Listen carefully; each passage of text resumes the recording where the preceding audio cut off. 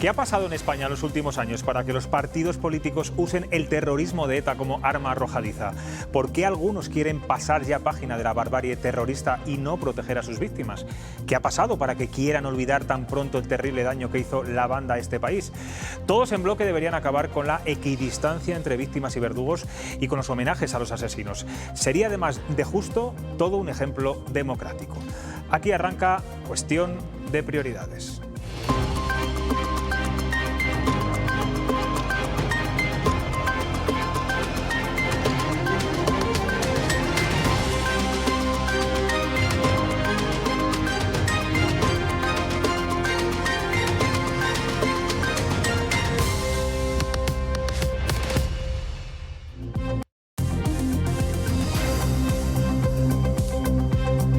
¿Qué tal estaban? Buenas noches. El lobo le va a dar muchos dolores de cabeza a la ministra Teresa Rivera, y más ahora que Castilla y León, Cantabria, Asturias y Galicia llevan ante la Audiencia Nacional la prohibición de cazar esta especie y los sindicatos agrarios anuncian movilizaciones. El Ministerio de Transición Ecológica se enfrenta así contra un sector guerrero y contra su propio partido en algunos territorios. La ministra deberá poner en la balanza si plegarse a los ecologistas le va a salir más rentable que tener al sector ganadero de casi media España en su contra. Hoy aquí en Cuestión de Prioridades vamos a poner voz al colectivo LGTB, sobre todo ahora con tantos casos de agresiones homófobas en España. Hablaremos con la presidenta regional de la Fundación Triángulo, con Yolanda Rodríguez. Y hoy nuestra comunidad, en concreto Valladolid, ha sido el epicentro de la política española con la Convención Nacional del Partido Popular. Los varones cierran filas en torno a Pablo Casado, que trata de reforzar su liderazgo estos días para alcanzar la Moncloa en las próximas elecciones generales. Vamos a analizar lo que se ha dicho en este cónclave popular. Ru García Rebote, buenas noches. Buenas noches, José Luis. Bueno, el PP trata de recuperar el espacio de centro-derecha o cierto espacio que había perdido. Sí, así lo ha expresado Pablo Casado. Dice que el Partido Popular tiene ahora una responsabilidad mayor por los resultados en Alemania. Ha asegurado el líder del PP que si la Unión Cristiano-Demócrata de Merkel no consigue formar gobierno, el Partido Popular podría ser el máximo representante de la centro-derecha en Europa. Casado ha recordado que la Unión Europea nació como respuesta al comunismo, nacionalismo y fascismo, tres enemigos que ha dicho que tienen demasiado peso en la política nacional. Una crítica al Ejecutivo de Pedro Sánchez que también ha hecho Mañueco. No se puede plantear en Europa una agenda europeísta para recibir fondos europeos y al mismo tiempo apoyarte aquí en un partido comunista, en un partido populista. Tenemos que romper con quienes no creen en Europa, ese populismo, ese comunismo, ese nacionalismo independentista.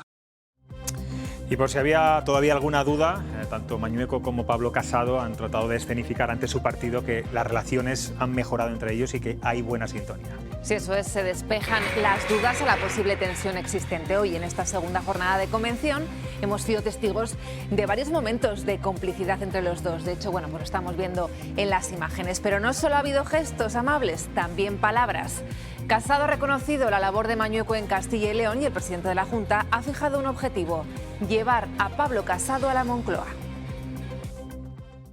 Como sabéis, esta es mi tierra y tengo que decir que gracias a las políticas eficaces del Partido Popular durante muchos años y en especial a las que ha desarrollado Alfonso Fernández Mañueco en estos meses tan complejos de pandemia, podemos seguir siendo una región que es un ejemplo de buenas políticas a nivel nacional, pero también a nivel europeo. Aquí nació, aquí ha desarrollado su trayectoria política y que haya querido que en su tierra, en Castilla y León, en Valladolid, se desarrollen las páginas de su futuro gobierno. Y Valencia va a ser la traca final, la rampa de lanzamiento de Pablo Casado a la Moncloa, a esa presidencia de gobierno. También hay líderes europeos que han pedido a Pablo Casado que consiga gobernar por el bien de España e incluso de Europa. Sí, eso es. También ha dicho que por el bien de Europa. Son las declaraciones de dos expresidentes de instituciones europeas, el Parlamento y el Consejo. El polaco Donald Tusk ha señalado que Pablo Casado es la esperanza de la política europea. Dear Pablo, please win the next elections. Win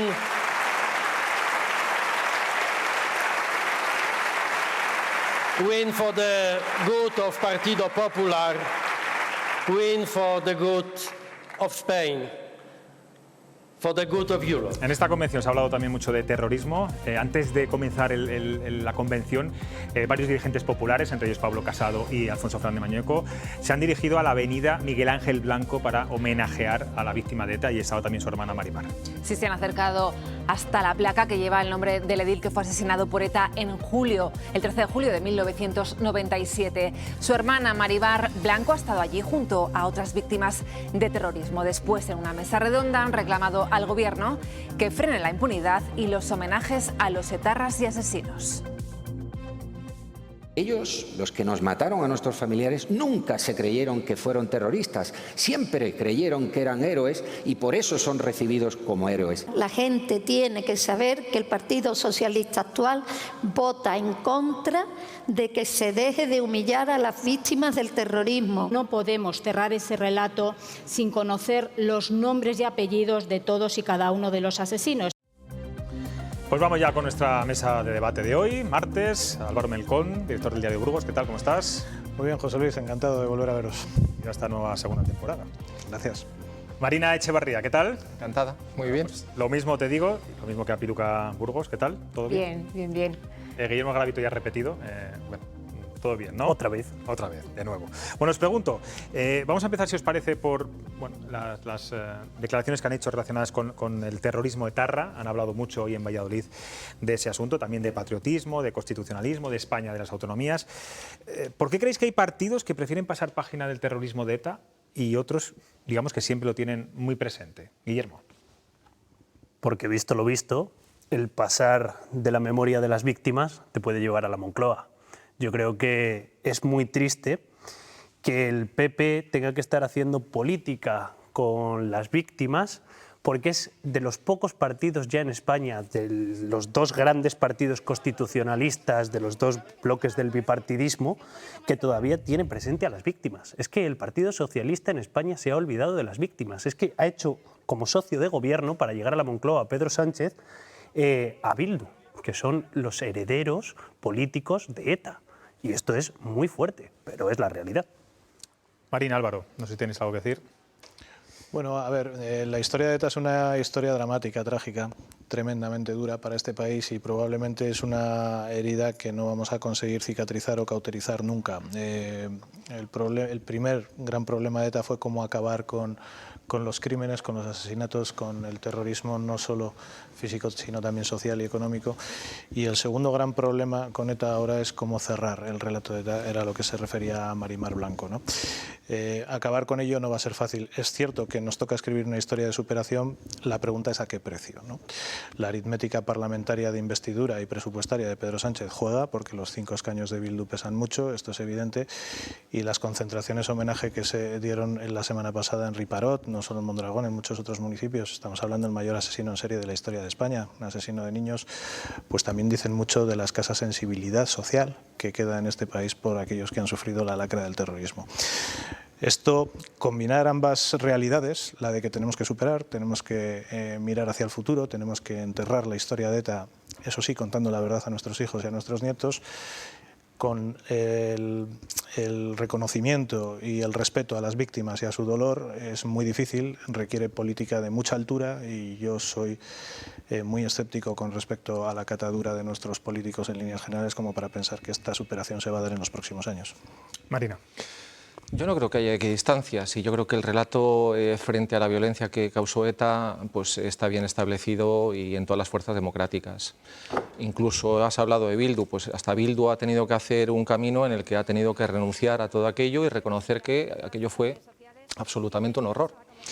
Y quizás lo más difícil de todo es efectivamente pues, poner las cosas en su sitio, hacer la memoria democrática que corresponde, honrar a las víctimas y, sobre todo, dejar de hacer utilización política de todo esto para poder liberarlo de esa presión y para poder, pues, de alguna manera, hacer un cierre que efectivamente sea real. Porque si no, seguiremos abriendo esta herida hasta el infinito y más allá. Y lo cierto es que para mucha gente que hemos vivido en el País Vasco, pues efectivamente ya tenemos ganas de que esto deje de ser una controversia política. Y lo que nos gustaría es que fuera efectivamente pues, un reconocimiento de todo lo que pasó, un reconocimiento de las víctimas y un cierre democrático de todas las fuerzas. ¿Y Luca, crees que esa herida debe cerrarse ya? ¿O no estaría mal que estuviera abierta durante mucho tiempo para no olvidar y sobre todo que las nuevas generaciones... Yo no creo que la gente se pueda olvidar. No creo, olvidar porque eso es imposible. O sea, lo hemos vivido todos y ha sido un terror de terrorismo. O sea, es muy difícil que se pueda olvidar. Es verdad que hay hechos que lógicamente vuelven a reabrir la herida, y si se vuelven a manifestar y si hay toda esta controversia y no podemos cerrar algo de una manera honrosa, pero es muy difícil que esto se olvide y estaría bien que saliera de la política. Bueno, vamos a hablar del Partido Popular. Como sabéis, el partido trata de sacar músculo estos días de cara a esa convención final en el Coso Taurino de Valencia. ¿Qué PP queréis que va a salir de esta convención nacional? Decía, ayer entrevistamos aquí a Pablo Montesinos, el vicesecretario de Comunicación del Partido Popular, y decía que uno de los objetivos era captar votantes tanto del Partido Socialista como de Vox, que digamos es el principal rival que tiene ahora el Partido Popular. No, dices que no. Yo creo que no.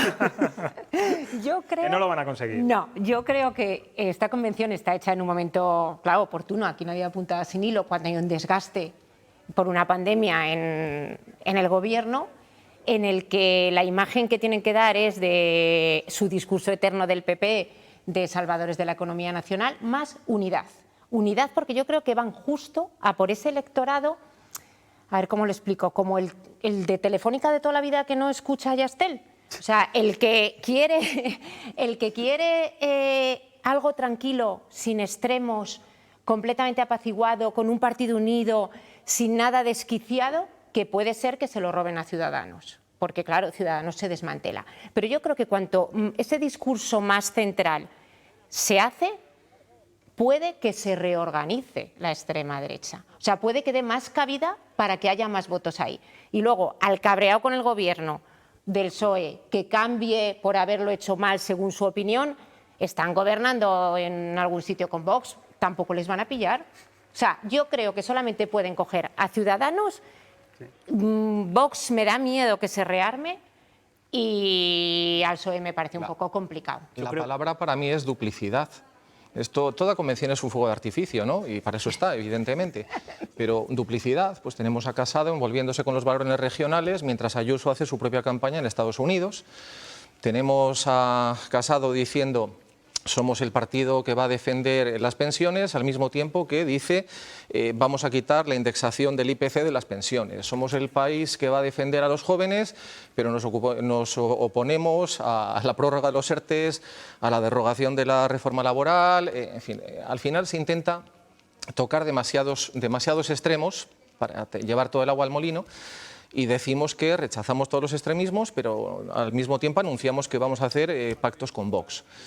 Bueno, pues no lo sé, ¿no? Pero este intento de cazar a izquierda y a derecha quizás no es muy práctico o quizás no es muy creíble. Lo intentan todos los partidos políticos, yo creo. O sea, en un momento en el que eres oposición, te nutres de los descontentos que hay en oposición al gobierno. Tú decías, a mí yo creo que Vox ha tocado, creo, a lo mejor me equivoco, su máximo electoral. Entonces, ahora todo lo que... Las encuestas, de hecho, Guillermo, todas las encuestas le dan siempre más o menos el mismo número de escaños. Y ellos lo saben, ¿eh? Yo creo que están contentísimos con lo que tienen y se darían con un canto en los dientes en conservarlo. Entonces, ahora mismo el PP lo que está tratando es de recabar esos votos de Ciudadanos, porque hay que recordar que Ciudadanos no pasa en las encuestas en ninguna de los 2 diputados que le dan, pero... Sí hay que tener en cuenta... ¿Es un recorrido fácil el del votante de Ciudadanos que se vaya directamente al Partido Popular? Sí, muy probable. Vamos a pensar que gran parte de esos votantes de Ciudadanos vinieron del Partido Popular en su momento, también del PSOE, pero esos van a volver. Pero las convenciones nacionales al final son una fiesta de cumpleaños para el líder político. Al final de lo que se trata esta convención nacional... Pablo Casado escenificar y evidenciar que es el líder del partido. Necesita que le den palmaditas en la espalda, porque su liderazgo flojea. Está bajo cuestión. Pablo Casado hasta ahora no ha tenido ninguna oportunidad de liderazgo real porque las castañas se las han sacado del fuego siempre otros. Las mociones de censura de Murcia, de Castilla y León, etcétera, etcétera. ¿Qué pasa? Que la sombra de Isabel Díaz Ayuso pues es muy alargada por hacer el juego fácil de palabras. Y a él yo creo que internamente le pesa, si no nos explica de otra manera la guerra tan absurda que han abierto en el PP de Madrid. Entonces, esto no deja de ser algo como para reafirmar la autoridad de Pablo Casado y decir, Pablo, que tú sí que puedes. Hasta tal punto que ha aparecido Rajoy en escena, que es el antiguo PP con la sombra de toda la corrupción y salen papeles de Bárcenas en 4 días, salen todos, o sea, todo el calendario judicial de la sombra del PP y aún así ha sido mejor que salga Rajoy para apoyar a un líder porque es lo que necesitan, esa unión y aparecerá ese José María Aznar sí, pero no es la sombra que tiene. Y si estuviera vivo Adolfo Suárez también aparecería. También te digo una cosa. Vienen tiempos malos, la agenda judicial en los próximos meses es horrible. Sí. O sea, es decir, para el Partido Popular va a ser un momento horrible. Marina, a mí hay una cosa que sí que me da esperanza y es que por lo menos, visto el cartel de la convención, parece que es una convención hecha para escuchar. A mí el hecho de que hayan llevado, por ejemplo, a Juan Carlos Girauta, yo le preguntaba antes cuando venía, digo, oye, ¿qué tal ha estado? Y me ha dicho, dice, pues sorprendentemente han escuchado. Coño, un tío que dice las cosas claras, como Juan Carlos y demás. Vidal Quadras ha dicho algo así como, os echo de menos. Bueno, hay algunos que tienen que dejarse querer. Querido, en esa pregunta que se hacía, Girauta Ciudadanos, Vidal Quadra Vox, es un poco los ejemplos que han querido. Es el intento de volver a los discos, a la madre común de la derecha. Claro, ¿no? Pero es que fuera hace mucho frío. Los objetivos de esta convención son muy evidentes. Yo creo que ninguno aquí vamos a descubrir ni la pólvora ni la rueda. Lo primero es ensanchar el campo electoral, ya lo habéis citado, la presencia de Girauta no es la única. Alejo Vidal Quadras, cofundador con José Antonio Ortega Lara de Vox, y la presencia de José María Fidalgo, por ejemplo, también para intentar hacer un guiño al centro izquierda, ¿no? De alguna manera, aunque Fidalgo ya transitó de la izquierda hacia el centro derecha hace bastantes años. Pero bueno, ese es un objetivo claro. El segundo, reforzar el liderazgo de Pablo Casado fundamentalmente frente a Isabel Díaz Ayuso, no frente a Pedro Sánchez, que se ha ido a hablar mal del Papa en Nueva York mientras su líder está aquí recomponiéndose. El tercero es reforzar ese liderazgo con los varones. No es casual que sea itinerante la Convención Nacional del PP. Se va con Feijóo, viene con Mañueco, estará con López Miras, terminará eso sí en Valencia, donde siempre gobernaba el PP y donde la corrupción le hizo más polvo que en Madrid incluso, que ya es decir. Y sobre todo, yo sí creo que es una forma de lanzar un mensaje contra Vox. Ayer, ¿de qué habló el Partido Popular? Nosotros sabemos levantar España cuando otros la tumban porque hemos gobernado. Hay quienes no tienen ninguna experiencia de gobierno. Ataque a Vox. Hoy, ¿de qué ha hablado el Partido Popular? Oye, que las víctimas son tan mías como tuyas, ¿eh? Y además le ha lanzado otro mensaje a Vox. Oye, yo soy europeísta. Yo sí creo en la Unión Europea. Mensaje lo ha lanzado no como más tú. Mañueco. Entonces yo creo que los mensajes de esta convención son muy claros. No creo que haya disfraz de ningún tipo con respecto a lo que pretende Pablo Casado. Lo que no sabemos es si va a alcanzar esos objetivos o no, porque como pasa bien que, decís, Álvaro, vienen curvas. Son hábiles porque no mencionan al partido. El nombre de Vox no aparece nunca en sus bocas. Todos tenemos que hacer... Bueno, yo creo que en el momento que el de la moción de censura ya se dijeron las cosas muy claras con nombres y apellidos y después de aquello lo que hay que hacer es mantener cierta discreción. Ahora bien, de aquí a unas elecciones generales falta mucho tiempo. Es decir, en el caso de que se adelanten, que yo cada vez lo tengo menos claro, ya elegirá Pedro Sánchez el momento que más le convenga al Partido Socialista para convocarlas. Y en 2 años pueden suceder muchas cosas. Entonces, todas estas muestras de fuerza del Partido Popular, yo las dosificaría. Oye, ¿y no tenéis Son curiosidad extemporáneas. por ver qué pasa en Valencia, a ver si van más grupis a Ayuso que ha Casado? ¿En serio? ¿O lo hacen muy bien las entradas? O lo mismo las ves banderolas y o pancartas. las fotos de los besos y de la gente las tiene Ayuso, claro, Pero porque este modelo de las un buen pulsómetro, Valencia, en para serio, eso, te lo desde digo luego. de verdad, con los dos ahí, yo quiero ver el momento grupi. ¿A quién le da besos y abrazos a Aznar, por ejemplo? ¿A quién firman autógrafos? Porque es que esto de las convenciones es un modelo demasiado americano, es un baño de masas donde uno va firmando carpetitas, el otro se hace fotos.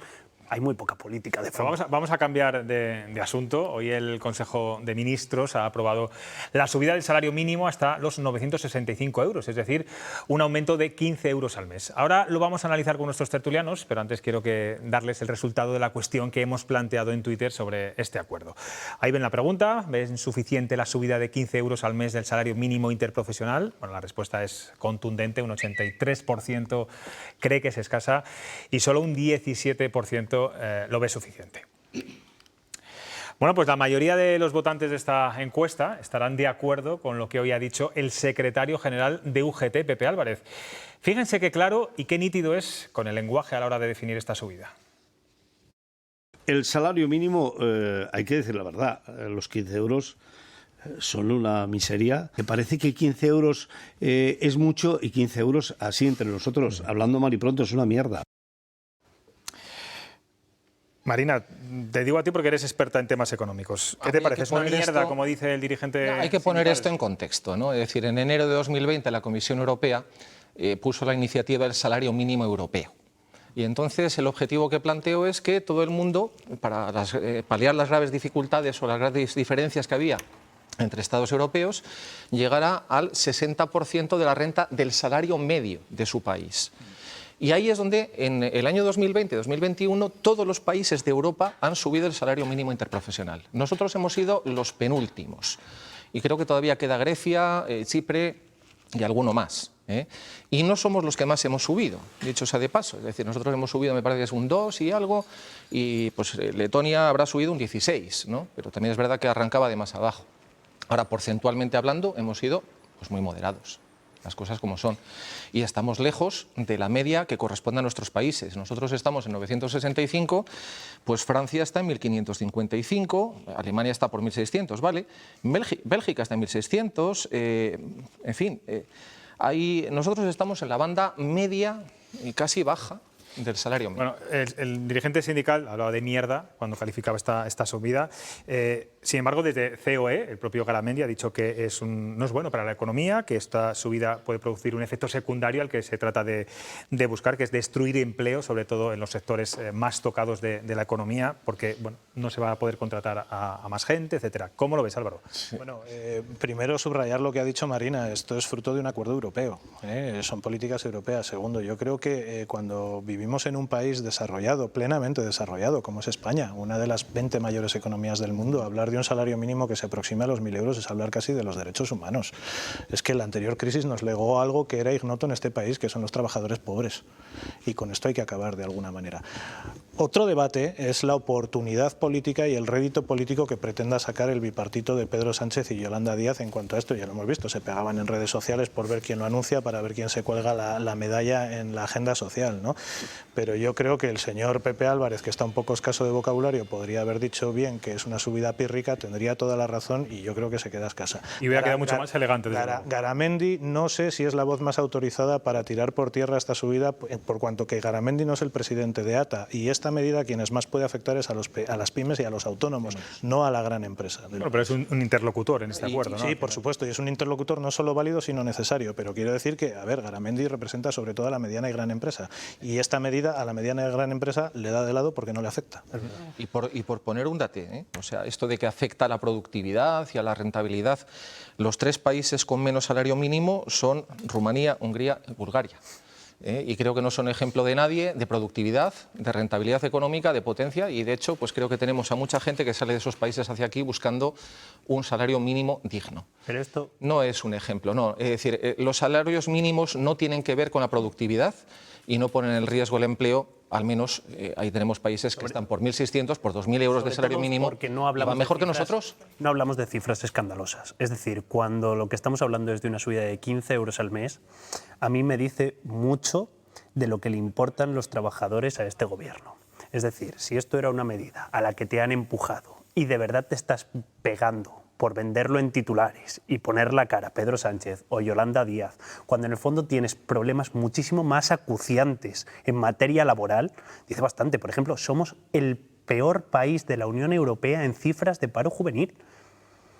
Pero hay una resistencia a la subida, ¿eh? No, bueno, digo, previamente una resistencia a la subida. Hay resistencia a todo en política, pero me refiero que estar presumiendo de haber subido el salario 15 euros mensuales, España tiene problemas bastante más importantes. Bueno, el salario se ha subido en los últimos 5 años unos 300 y lo de los 12 euros creo que ha sido la menor de todas las subidas, los 15 euros. Bueno, seguirá subiendo progresivamente.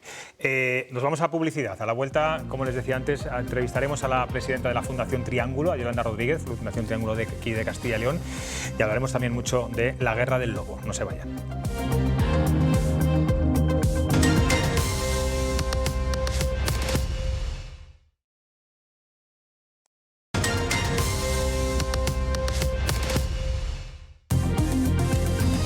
Estamos de nuevo con ustedes, son las 10 en punto de la noche y nuestra prioridad es también dar voz esta noche al colectivo LGTB después de los continuos ataques y agresiones que están recibiendo por parte de algunos jóvenes en ciudades como Madrid, pero también recientemente conocíamos el caso de una joven transexual que había denunciado en Palencia haber recibido una paliza. Por eso queremos analizar qué está pasando en la sociedad, en la educación y en la política para que se den estos casos con tanta frecuencia que nos traslada sin duda pues a otros tiempos más remotos.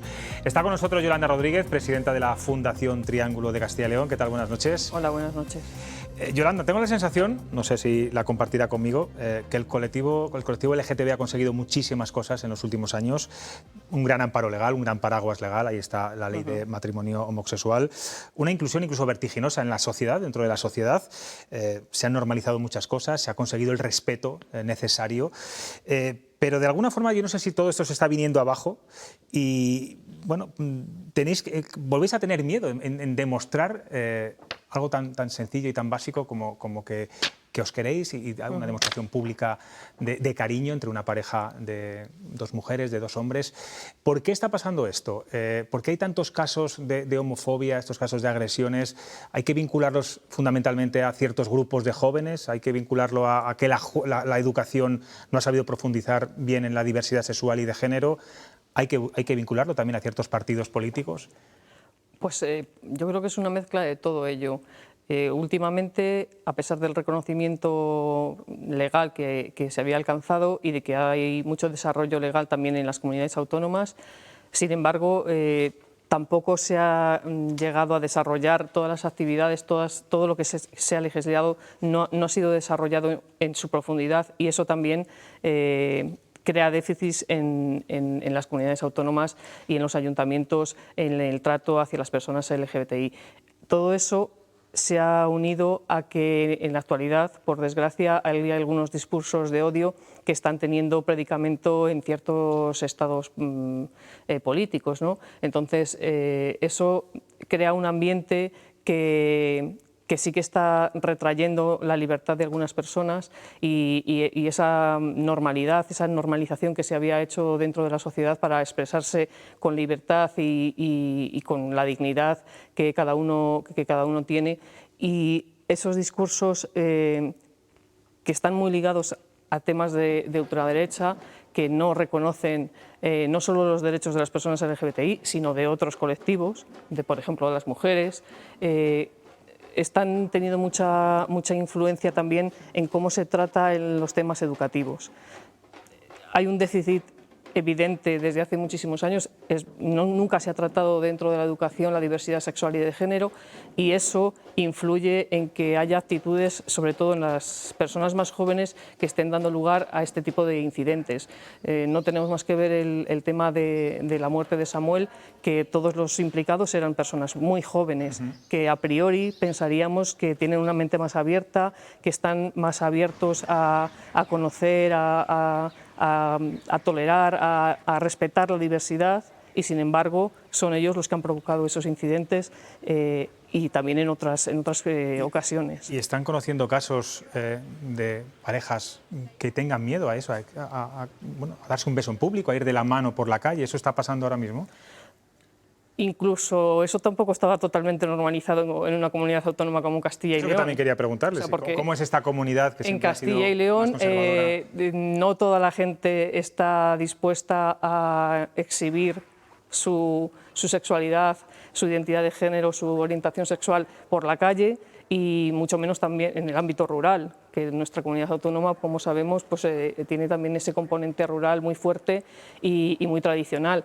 Y ya en estos espacios ya no había tanta normalización, tanta diversidad, tanta posibilidad de estar en igualdad de condiciones que el resto de las personas por la calle, dándote la mano, dándote un beso, un abrazo, en un bar, en cualquier sitio público y este hecho está retrayendo aún más a que las personas puedan ir con visibilidad y normalidad por la calle, ¿no?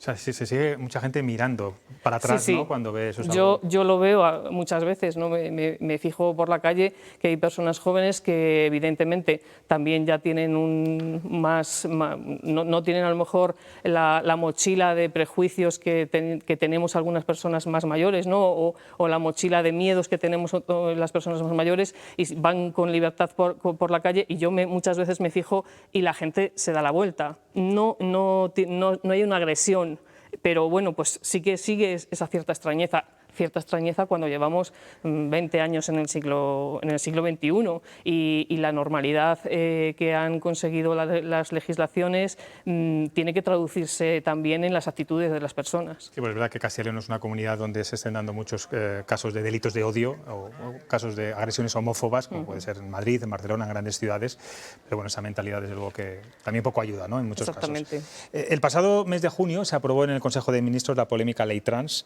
que permite que las personas trans puedan inscribirse en el registro civil y cambiar de sexo sin necesidad de informes médicos ni terceras personas desde los 14 años y bueno, sin hormonarse también. La polémica está servida, claro. Yo le pregunto, ¿no es una edad muy temprana? ¿Entiende que haya colectivos feministas incluso que se opongan porque creen que es el borrado de género en este caso de las mujeres? No creo que sea una edad temprana, porque en la adolescencia ya hay muchos niños y niñas que tienen muy claro cuál es su identidad y cómo se sienten, y si es el cómo se sienten ellos no está conforme a su genitalidad, a su cuerpo. Entonces, yo no creo que sea temprano, simplemente, bueno, y de hecho, ahora en la sociedad actual, que todavía la sexualización está teniendo estadios más tempranos en la gente joven, pues bueno, que lo podemos ver, y el desarrollo de la sexualidad es aún más prematuro que nunca.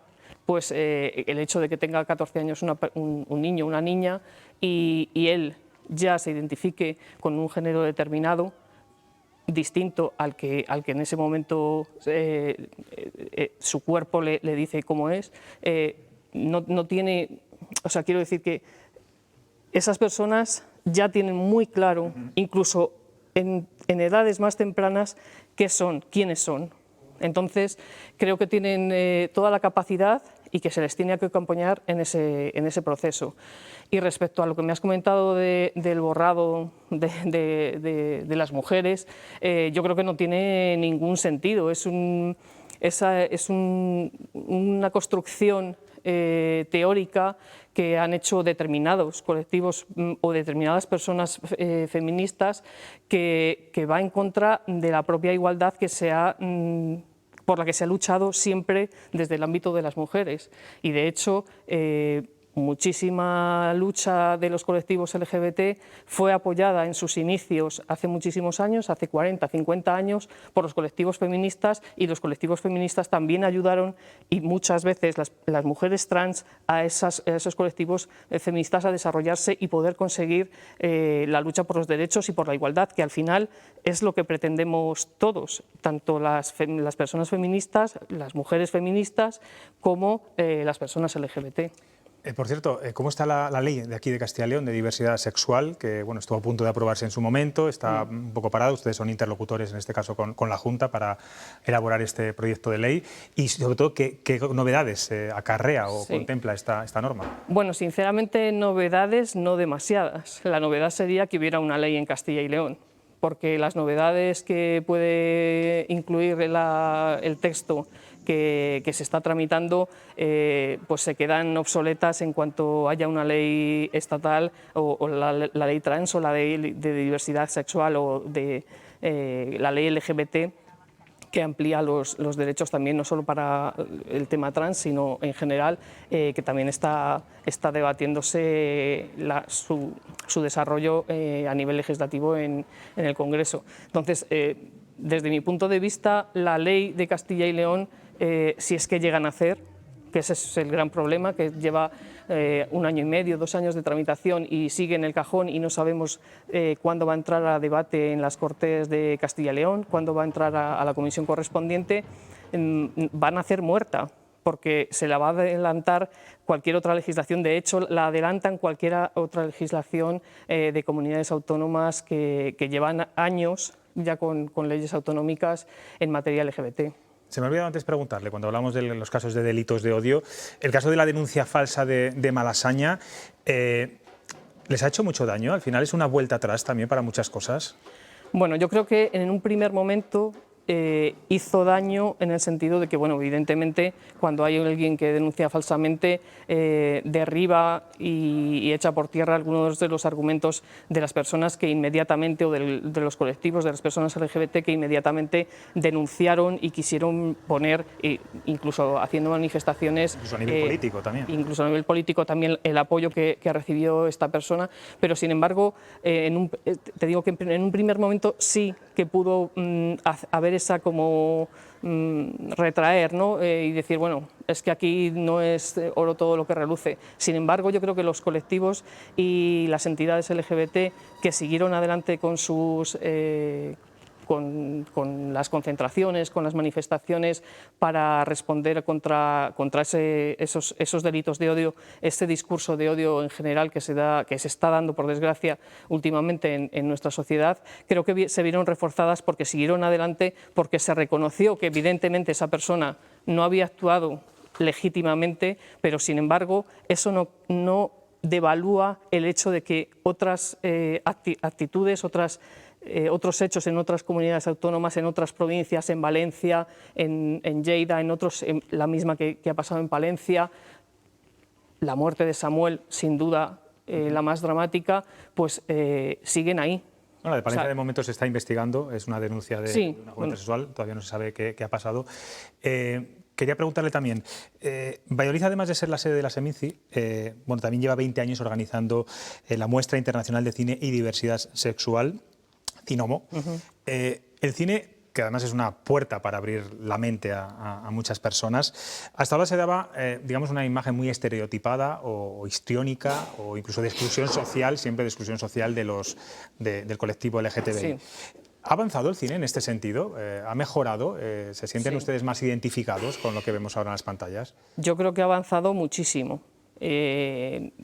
Fundación Triángulo lleva organizando efectivamente 20 años. Este año hemos celebrado ese 20 aniversario en la muestra de cine y diversidad sexual Cinomo, y creemos que aún sigue siendo necesaria porque, como bien has dicho, el cine es un vehículo muy bueno para llegar a cualquier persona, tanto joven como más mayor, más adulta, y llevar los temas que se hablen, los temas de diversidad sexual, que se normalicen, que se visibilicen, que la gente también se vea reflejada en esos personajes, en esas historias, en ese mundo cinematográfico que muchas veces refleja la realidad de lo que nos pasa, contado de una manera cinematográfica y de una manera artística. Y ha evolucionado mucho porque los personajes responden a la realidad de la vida. Y no solo en las películas que están más enfocadas o que la mayoría de sus personajes son LGBT y son con las que el público a lo mejor LGBT se identifica más, sino cualquier otro tipo de producción cinematográfica que incluye dentro de sus tramas a personajes LGBT que tienen incidencia en esa trama. Y, por ejemplo, una cosa muy relevante es también la cantidad de festivales de cine LGBT que han surgido no solo en nuestro país, sino, por ejemplo, en Latinoamérica. He estado participando hace poco, la semana pasada, en el Festival de San Sebastián, en el encuentro de festivales de cine LGBT latinoamericanos, y una de las cosas que se ponía de relieve es eso. Primero, que ha habido muchísima multiplicación de festivales, lo cual es bueno porque eso ayuda a visibilizar, sobre todo en aquellos espacios donde era más difícil o la legislación no colabora con la lucha por la igualdad y por la reivindicación de los derechos de las personas LGBT y también de las personas trans en muchos países latinoamericanos que son especialmente denigradas y hasta ser asesinadas, de hecho, y esa proliferación de festivales lo que nos hace ver es que hay producción cinematográfica que es buena, que tiene calidad suficiente como para ser exhibida en muchos festivales, y de hecho, por ejemplo, la propia Seminci, en colaboración con Fundación Triángulo, con Cinomo, da desde hace 5 años, este va a ser el 6º, la espiga arcoiris, que es una forma de integrar la diversidad sexual y de género dentro de toda la producción cinematográfica que se va a exhibir en el festival y que se exhibe cada año. Tenemos aquí a 4 tertulianos. Por cierto, durante la entrevista no le he oído hablar ese lenguaje inclusivo de todas, todes, todos. ¿Eso es una moda? ¿Esto va a permanecer en el tiempo? ¿Usted lo comparte, no lo comparte? Bueno, yo creo que no es una moda. O sea, quizá hay veces que hay lenguajes o aparte de una patada al formas, diccionario, o formas de hablar. Bueno, ahora mismo es una patada al diccionario porque no lo reconoce la Real Academia, pero tampoco reconocía hace 10 años otros términos o otros anglicismos que les hemos incorporado, tipo zapear. ¿Eso de dónde ha salido? Desde luego del latín no ha salido. Ya. Y sin embargo, la propia Real Academia ha evolucionado y ha integrado dentro de su diccionario un lenguaje que al final desarrollamos las personas, y que ese lenguaje inclusivo, a mí lo que me interesa de él es que las personas se sientan representadas en él. Es decir, que si hubiera personas, un foro en el que haya personas que sí, necesiten... incluso a lo mejor en un foro en el que no haya... Porque yo no sé quién es no binario, yo no sé si él... no sé si qué orientación sexual tiene, ni ella... o sea, que podría haberlo también usado en este momento, porque las personas que estamos ahora mismo aquí presentes no tengo ni idea, ni nadie llevamos un cartelito poniendo lo que somos o lo que no somos, ¿no? Bueno, Guillermo Garavito. Hola, buenas noches. Buenas noches. Yo quería preguntarla, hablábamos de cómo se ha puesto el foco ahora sobre las agresiones homófobas y sobre las personas transexuales, y es verdad que ahora tienen mucha más visibilidad en los medios de comunicación, que se conocen mucho más profundamente las historias, pero es verdad, estaba buscando ahora que España es el 5º país de la OCDE que supuestamente mejor protege los derechos LGTBI dentro del mundo. Entonces, yo quería preguntarle... hacer una utilización política, como se ha hecho, por ejemplo, de la agresión de Malasaña, que luego se ha descubierto que era una denuncia falsa, etcétera, ¿no nos deja como una república bananera? Bueno, es que yo creo que tampoco ha habido tal utilización política. Bueno, pues todos sabemos que el Twitter va muy rápido y que enseguida, si alguien se queda atrás, parece que no ha apoyado a una víctima o a una presunta víctima. Y en ese sentido, bueno, pues también hay que intentar analizar los hechos y quizá no dar esa respuesta tan rápida.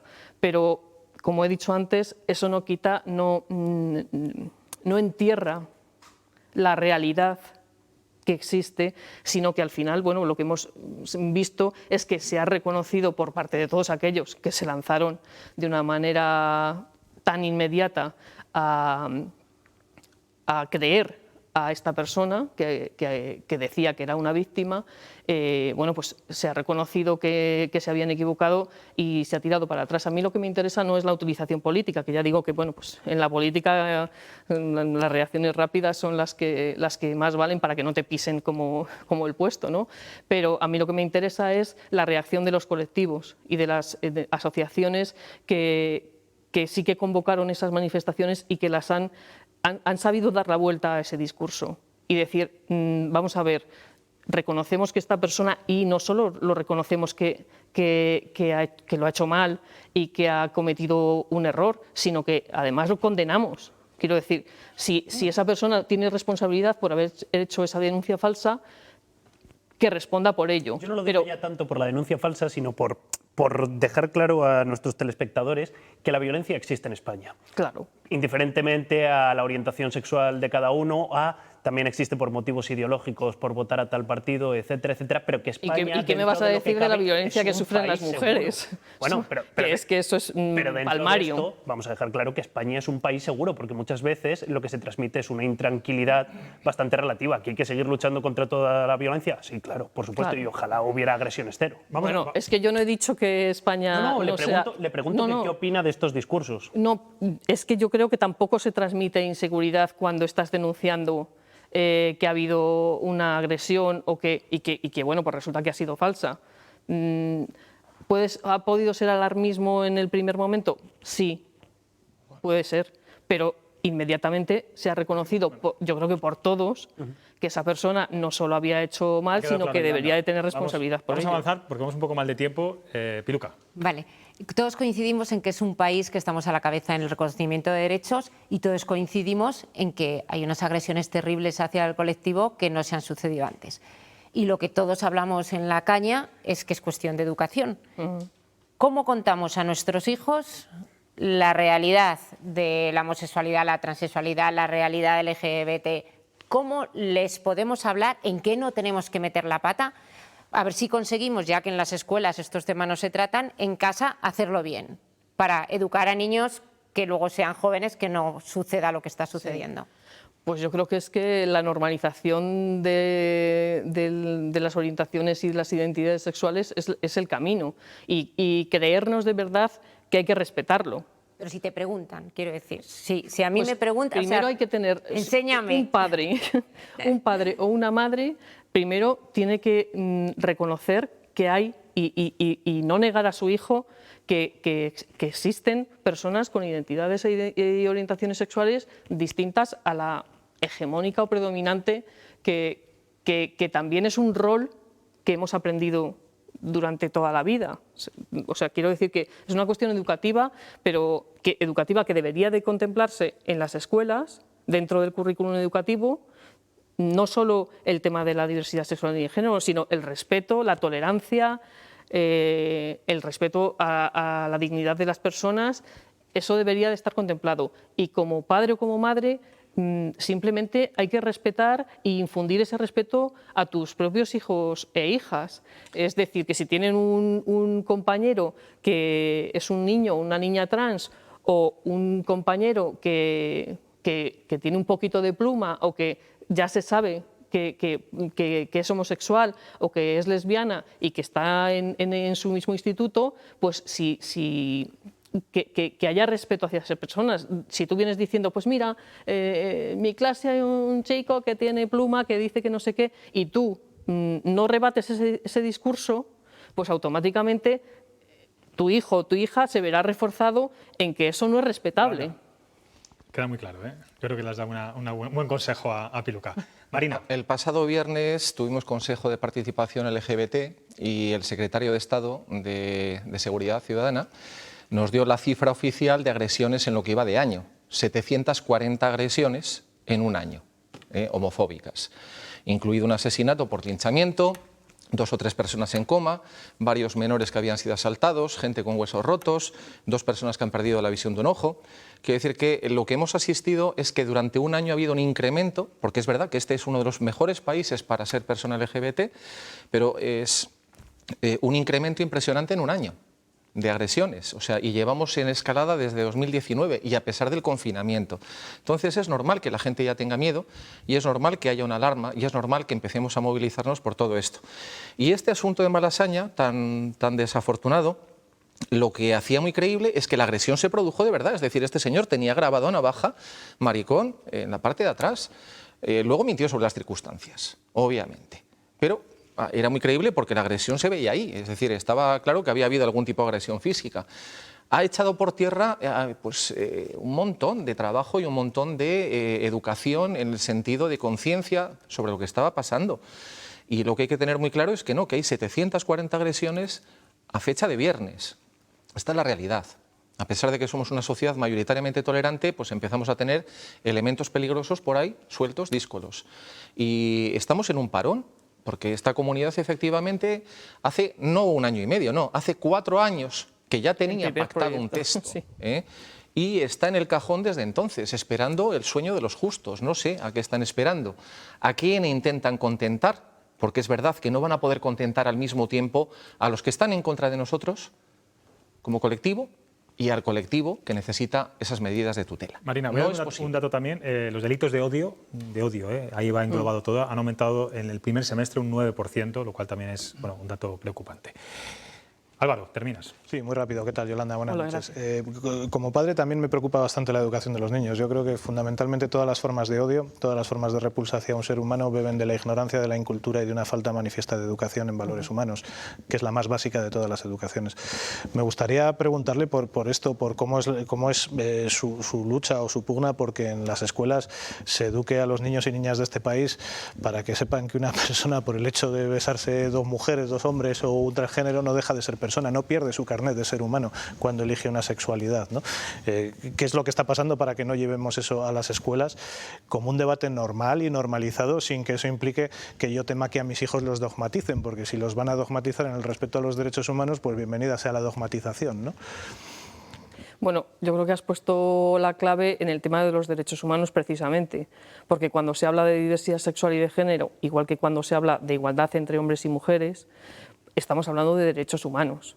Entonces, ¿qué hacemos desde las entidades o desde Fundación Triángulo, en este caso, para que se haga realidad que en los centros educativos se hable de diversidad sexual y de género?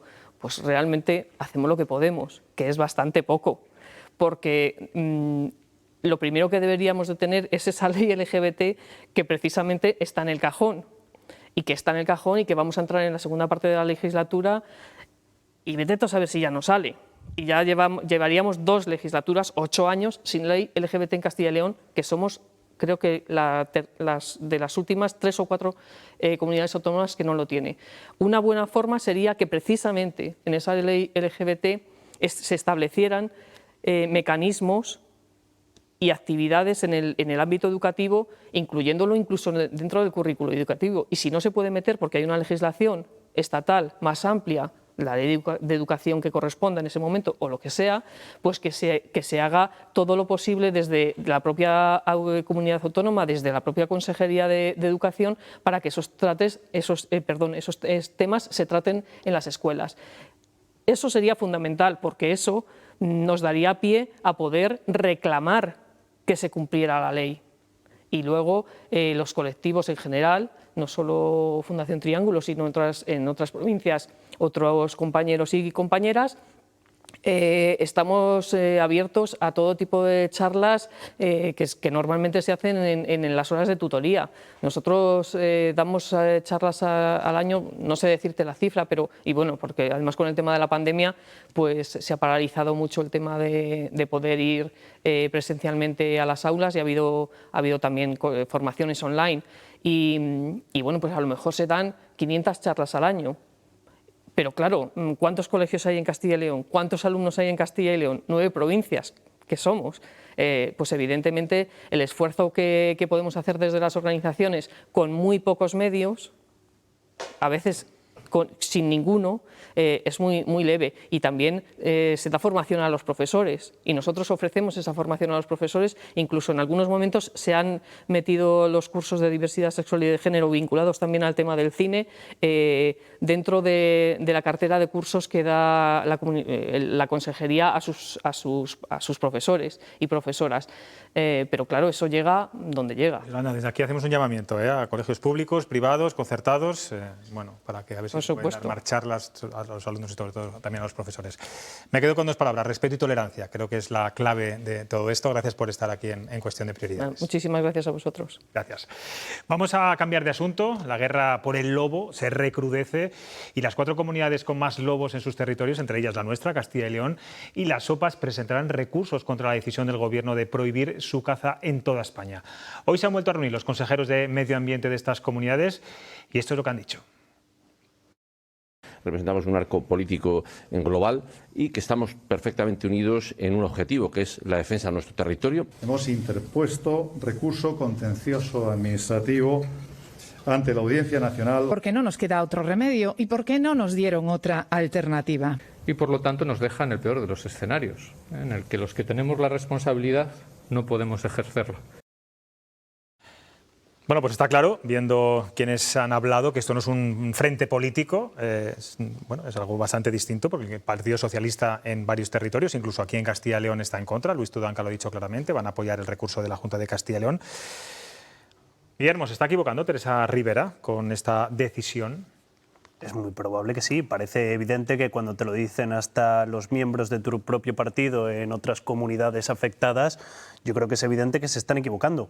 Es una muestra de que para legislar hay que conocer la realidad. No vale con legislar desde un despacho en Madrid. Justo me acordaba, pensando en este tema hace meses, cuando salió el asunto, lo estábamos hablando aquí, y yo decía que había que cambiar la cartera ministerial de la ministra por un zurrón. Y a lo mejor, precisamente, eso le venía muy bien. Álvaro, que pones caras. No, estaba escuchando y reflexionando. Además, creo que la última vez que estuve por aquí también hablamos del lobo. Porque bueno, es que hablamos mucho del lobo. Creo recordar que el sector ganadero es muy importante y Castilla y León es la que más lobos tiene. Para Burgos, el norte del Duero es prácticamente toda la provincia, ¿no? Y es una provincia donde la presencia de este animal está muy extendida. A ver, probablemente me faltan conocimientos como para sentar una opinión tan categórica, ¿no? Lo que sí que aprecio, lo que sí que veo, son fundamentalmente dos cosas. Que hasta ahora había un statu quo que funcionaba y que parece que ese statu quo se ha roto por un principio, entre comillas, dogmático para satisfacer las aspiraciones del colectivo ecologista.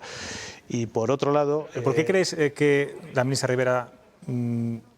¿O por qué crees que ha ejercido más poder los ecologistas que los propios ganaderos y las OPAs y los territorios? No podemos obviar un dato evidente. Las 4 comunidades más afectadas son 4 comunidades muy poco pobladas y 4 comunidades que tienen un peso parlamentario escaso, que es el caso de Castilla y León, de Cantabria, de Asturias y de Galicia. Hablas de votos directamente. Bueno, por norma general, todos los políticos de uno y otro signo, lo primero en lo que piensan es en el impacto electoral de las medidas que adoptan, sobre todo si son legislativas y son polémicas. No creo que vaya a descubrir aquí ahora nada del otro barrio, ¿no? Pero sobre todo de lo que sí puedo opinar con algo más de conocimiento de causa, porque esto lo he visto con mis propios ojos, es de lo mal que se ha compensado a los ganaderos cuando han sufrido ataques de lobo. Vale, yo creo que si hubiese existido una política en la que los ganaderos se sintieran suficientemente compensados por estos ataques, por sus pérdidas, que no son solo las cabezas que se cobra el lobo, sino también el daño que esto causa a sus cabañas en forma de estrés, de abortos, etcétera, etcétera, y que lo conocemos porque lo están subrayando constantemente, probablemente no habríamos llegado a un punto de fricción tan amplio como el que hay ahora y como el que va a haber. Con esto le va a doler la cabeza al gobierno más de lo que pensaba, seguramente. Pero aún así se gastan, o sea, de media 1 millón de euros, 1,5 millones en indemnizar a la parte sur, que es la que está protegido y hay que indemnizar. Sí. Si eso, que son 3 provincias y media, lo multiplicamos por 9, pues nos metemos en 4 millones de euros, que no me extraña que recurran, si es que es lo que tienen que hacer. Y luego, si se gastan todo ese dinero en indemnizar, es que hay lobos, y esa es la parte protegida donde cuando salió la normativa europea no había lobos. O sea, en el norte todavía hay más. Ahora pasamos a protegerles por todos los lados, se multiplican las agresiones, se multiplican los gastos, los ganaderos mal, nuestro dinero se lo llevan. Fatal, normal. Marina, que recurran. ¿Cuál crees que es la solución a la convivencia? Igual, sinceramente, vamos. Es decir, primero, los lobos son necesarios porque si no, pues no hay otro animal que ponga en control, por ejemplo, los jabalíes, que eso sí que son un auténtico problema de plaga, arrasan los sembrados, los campos, los montes y lo que haga falta. En segundo lugar, ¿qué se ha prohibido? No se ha prohibido, si hubiera una superpoblación de lobos, la caza de control. Es que la gente piensa que se prohíbe totalmente la caza del lobo y no es cierto. Si hubiera una superpoblación, si hubiera unos ataques continuados, lo único que se le pide a la Junta es que justifique que efectivamente está habiendo problemas y la caza se produce. Lo que se quita son las subastas de la caza de lobos como trofeos. La Junta el año pasado levantó 1 millón y pico con las subastas de lobos. Bueno, pues eso se pierde. Pero es que también hemos perdido el uso de los fondos FEDEAR, de Fondo de Desarrollo Rural, que precisamente tiene una partida para contemplar los daños que puedan hacer los lobos y para poner medidas paliativas y preventivas. Los pastores electrónicos, las verjas electrificadas, los hemos devuelto íntegros, porque no hemos querido hacer uso de esos fondos. Así que vamos a poner un poco en relación todas las cosas. Ni blanco ni negro. Es cierto que estas medidas del FEDEAR a las que alude Marina, que tiene mucha razón en esto, a la ganadería extensivo no le sirven, ¿no? Pero bueno, no podemos bajar a la casuística exacta de cada explotación ganadera. Es un debate poliédrico y complejo, pero insisto que los agricultores y ganaderos cuando quieren dan mucha guerra. Y esto que podía parecer un tránsito tranquilo para el gobierno... Se abre una guerra judicial, se abre también que cuando abra la ministra su despacho por las mañanas tenga ya los ganaderos a la puerta Huerta son guerreros, como dices tú, y además... Y sitúa a tus varones en una tesitura complicada, como es el caso de Luis Tudanca. Pero los que pierden aquí no son los ganaderos, son fundamentalmente los cazadores de la caza de trofeos. Es que son los que verdaderamente hay. Bueno, yo creo, quedan Marina, más directamente que si los que se están quejando son los ganaderos, será por algo. Es decir, yo no creo que precisamente aquí lo que se esté hablando es de cazar lobos por deporte. No, pero ¿quién ha hablado de hacer desaparecer al lobo? Porque según tus palabras, la impresión que da es que hasta ahora lo que se quería era extinguir al lobo como especie. Yo creo que no está sobre la mesa precisamente eso, sino que la idea es proteger al lobo a toda costa, como especie es un espectáculo maravilloso, pero sin hacer el daño que causan a las cabañas ganaderas. Desde luego que los ganaderos... El Duero está protegido. Los ganaderos están cazar. muy preocupados y, bueno, en fin, puede haber un antes y un después a partir de esta decisión. Vámonos ya rápidamente a ver qué noticia se le ha atascado a Calixto Albricias en sus cañerías.